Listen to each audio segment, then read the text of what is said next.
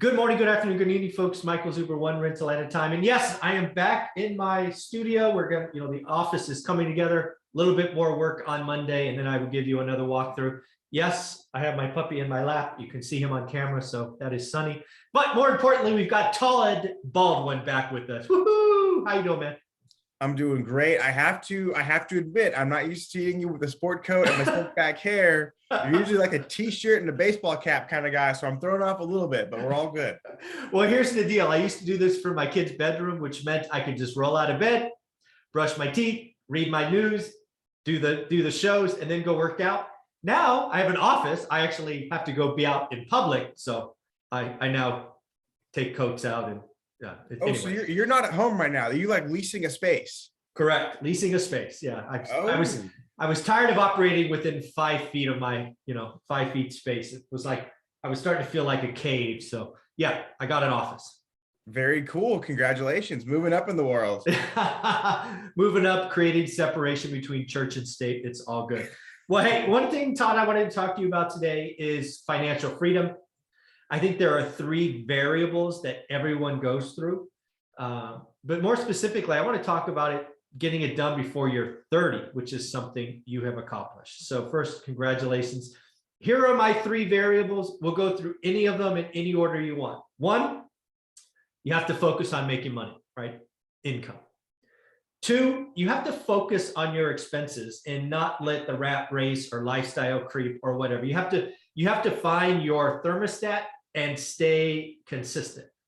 And then lastly, you have to invest the difference. I think those 3 variables are the same for everyone. Maybe they're different, but that's what I think. Which ones did you focus on to get this done by the time you were 30? Great question. Yes, so I think all those principles are good for everyone. I do think there's no one size fits all to personal finance. But I would say the most important one is keeping track of your expenses and making sure you don't fall into the trap of lifestyle inflation once you start making more money. So let's poke at that one a little bit, because you have done some special things, right? I mean, you have gotten to the point of, hey, you still have date night, but you get paid to go on date night, right? Because you were doing these secret shoppers. Is that what they call? Yeah, exactly. I actually have one lined up in a couple days. Well, let's talk about it. Just again, there are so many ways you can still enjoy life. You just have to be a little bit more creative and look where others don't. So let's talk about what you have set up, if you don't mind, unless it's a surprise. Yeah, no, absolutely. So my wife and I, we have our marriage anniversary coming up. So we've been married for a couple of years. We've been together for like 10 years, but we've been only married for a couple. So you have 2 anniversaries. Is that what I just heard you say? Well, technically, I mean, we have like our first date anniversary, right? Which is an important one for her. And then we have like our actual, like, this is when we're married anniversary. All I hear is 2 gifts. That's all I'm hearing. Right. Well, you're going to get a kick out of this. So here's what we're doing for our wedding anniversary. There's this restaurant that we like. It's not a fancy restaurant. It's sort of like a middle of the road, casual place called BJ's Brew House. And BJ's Brew House has secret shops. So for our anniversary, we're going to BJ's Brew House. I have lined up a secret shop and we are eating there for free and getting paid $35. So our anniversary date for our marriage isn't costing us a dime. Now, we're not doing that. Like, I don't want people to think I'm like some cheap jerk off. Like, I was going to buy my wife a $50,000 ring earlier last year, and she said no. I was also going to buy her a G-Wagon. Those cars goes for like $250,000. And she was like, that's silly. I don't need it. Right. So I'm happy to spoil my wife. Like, I want to make that very clear. But we're so focused on our goals that we're like, hey, if we can have fun and get paid for the fun that we have, why not do that? It'd be silly not to. Yeah, again, this is an example of enjoying life and doing things that most don't. So do me a favor. I've never done a secret shopper. Is there like a website or a place people can go to? Is there some secret code word or handshake you need to know? Where does this start? So, okay, I'll give you the real quick version, because the truth is I have about 10 different secret shopping companies that I'm a independent contractor for. I'll give you my favorite one. My Okay. favorite one is a secret shopping company called Reality Check Mystery Shopping. Hmm. And you basically just you set up a portal online, takes a few minutes. You go look through all of the assignments they have. Some will be to restaurants, some will be to movie theaters, to gas stations, whatever. And you look at the days and the times that you can go to these places and you Mhm. select the ones, if any, that you want to go do. And Mhm. so I personally only choose the ones that I'm going to do anyway, or that will give me some enjoyment. And then I'm like, it's like I'm getting it for free. It's like if I'm going to do it anyway, it's like it saves me money. If I'm going to get some enjoyment out of it, it's like I'm getting paid to do something fun. What is the coolest secret shopping thing you've ever done? Like, oh my God, I can't believe I was paid to do that. So I've done this 3 or 4 times. My wife and I went to a casino resort and we had a secret shop to go. And we got to the resort. The hotel we were reimbursed for by the secret shopping company for, I believe, 3 nights. All of the food was reimbursed to us. All of the alcohol was reimbursed to us. We had a gambling allowance of like $500 and we got to keep all of the winnings. So they gave us, here's $500 to gamble with, you keep all of the winnings.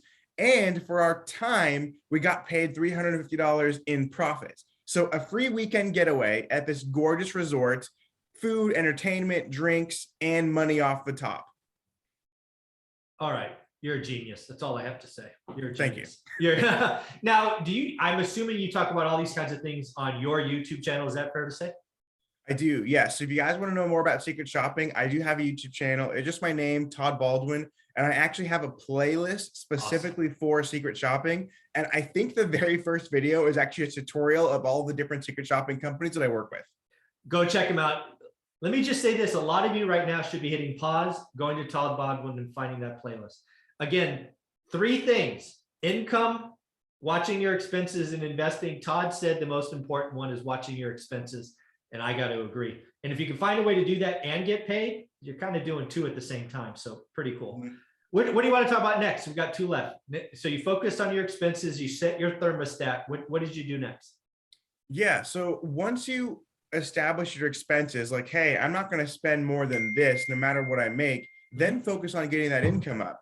Because if you can get to a life that's comfortable on a set salary or whatever, and then you increase that salary, well, now you've made this huge delta of what you can invest, which of course is the third option. Yes. So as far as increasing your income goes, I know this won't be for everyone, but the best way that I was able to do that is commission sales. Amen. And I know that not everybody listening is a salesman. I get it. Most people, the thought of cold calling, they'd rather get shot in the face than want to do it.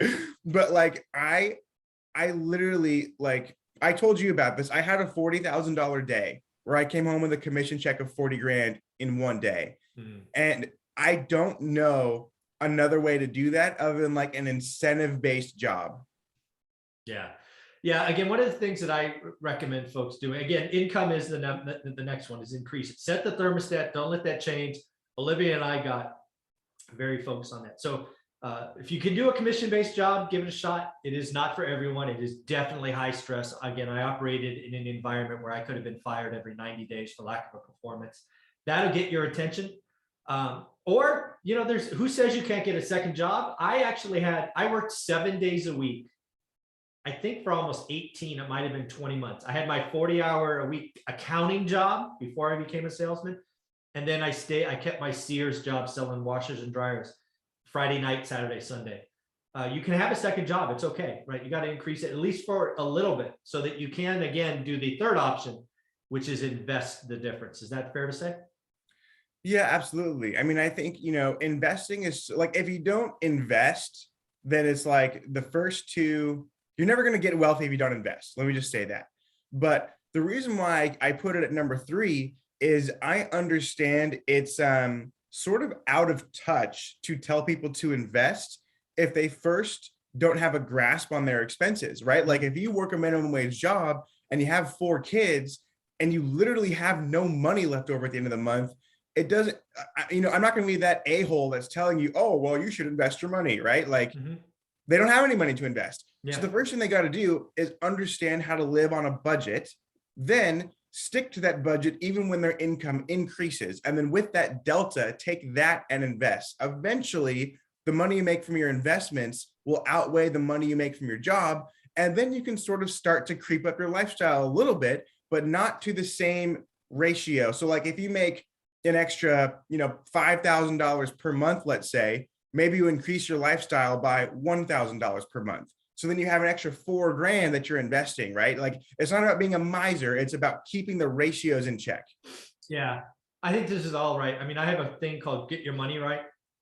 The first thing you got to do is budget. And I can't tell you how many people I've asked, how much do you spend every month? And they give me a number. And I said, okay, well now track it. I would say greater than 90% are off by at least $1,000. Mm-hmm. That's a problem. Mm-hmm. And again, folks, I totally agree. Number one for Olivia and I to get started was admitting that we had lifestyle creep and we were buying things we just didn't need. So we had this need versus want discussion. Then it was about increasing income. For me, that was commission. For her, it was bonuses or promotions and even a second job early in this. And then lastly, it's investing in finding assets that increase it with inflation and fixed rate debt, all of that stuff. So I totally agree. One more time, Todd, how can people find you? Yes, if you guys want to communicate with me, you can find me on Instagram at Todd J. Baldwin. I'm pretty good at getting back to people in a timely manner. And then if you want to check out my YouTube, it's just my name, Todd Baldwin. I talk about all things personal finance, including secret shopping and investing and growing your wealth. Folks, you need to check out Todd Baldwin. He's doing things that a lot of us should be doing. If you're struggling, not having enough income, but you still want to have a date night, Todd Baldwin just told you how to do it. Thanks, buddy. Thank you.